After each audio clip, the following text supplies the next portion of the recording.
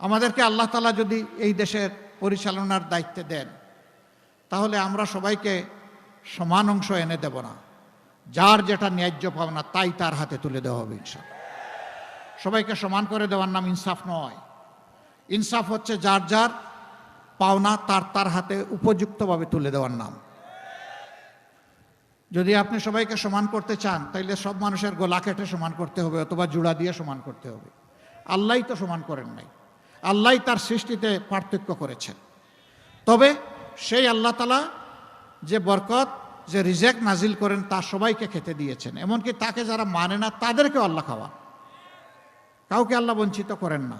ইন্না ইলাইনা ইয়াবাহুম সুম্মা ইন্না আলাইনা হিসাবাহুম।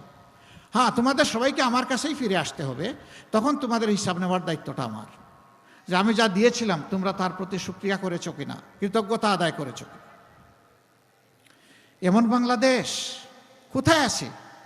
এই নির্বাচনে নেমে কেউ কেউ বলে ফেলে যে অমুক দলের কোনো মহিলা, কোনো নারী যদি আসে ওদের কাপড় খুলে ফেলবা। বলেন নাউজুবিল্লাহ। কেন ভাই, নিজের মাকে একটু সম্মান করতে পারো না? তুমিও তো মায়ের সন্তান, মায়ের গর্ভ থেকে দুনিয়া এসেছো। কেমনে তুমি বলতে পারো যে একজন নারীর, একজন মায়ের কাপড় খুলে ফেলতে হবে?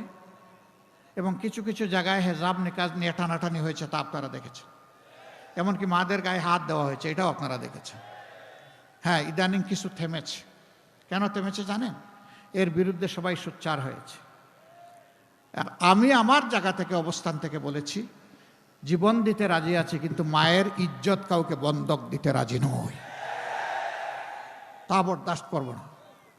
এখন আমার বিরুদ্ধে লেগেছে, এই বিষয় নিয়ে আমার বিরুদ্ধে লেগেছে। মিসাইল ছুঁড়েছিল আমার দিকে, ফিরত গিয়ে এখন পড়েছে তাদের কপালের উপরে। সত্য কখনো আড়াল থাকে না, মেঘ কখনো পার্মানেন্টলি সূর্যকে ঢেকে রাখতে পারে না। সত্য নিজ থেকেই প্রকাশিত হয়ে যায়। কেন এই মিথ্যাচার? আমাদের বিরুদ্ধে সত্য কোনো অভিযোগ থাকে তাই দেন, বলেন, সমালোচনা করেন, মোস্ট ওয়েলকাম। আমরা এটাকে আমলে নিয়ে সংশোধন হওয়ার চেষ্টা করব, অসুবিধা নাই। আমরা মানুষ, আমরা ভুল বানতে ঊর্ধ্বে না। কিন্তু যে অপরাধের সাথে আমি জড়িত না, আমার নামে সেইটা বানিয়ে চালিয়ে দিবেন, বাংলাদেশের 18 কোটি মানুষকে অতটা বোকা ভাববেন না। যুবক বন্ধুগণ, শহীদ উত্তরসূরিরা লড়াই করেছিল ইনসাফ এবং কাজের জন্য। আমরা কাউকে বেকার ভাতা দিব না, দিতে পারবো না। বেকার ভাতা দিয়ে কাউকে বেইজ্জত করতে চাই না। যুবকরা মিছিল করে কারো কাছে বেকার ভাতা দাবি করে নাই। যুবকরা বলেছে আমাদের যোগ্যতা অনুযায়ী, ন্যায্যতা অনুযায়ী আমাদের হাতে কাজ দেন, আমরা কাজ করতে চাই। আমরা ইনশাল্লাহ গোটা যুব সমাজ, তরুণ তরুণী সবার হাতে কাজ তুলে দেব ইনশাল্লাহ। এই সবাই মিলে বাংলাদেশ গড়ব।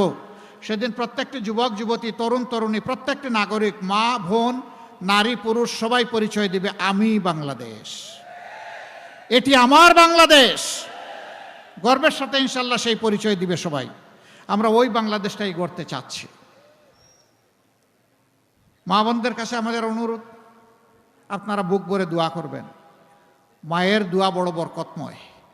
আল্লাহ তাআলা বাপের চাইতে মাকে 3 গুণ বেশি মর্যাদা দান করেছেন। নবী করিম সাল্লাল্লাহু আলাইহি সাল্লাম সেই সবকই আমাদেরকে দিয়েছেন।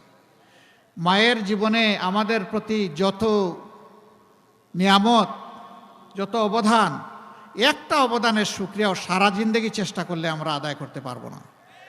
এর কোনো প্রতিদান মাকে দিতে পারবো না। মাকে একটু সম্মান যেন দিতে পারি, আল্লাহ যেন এই তৌফিক দান করেন।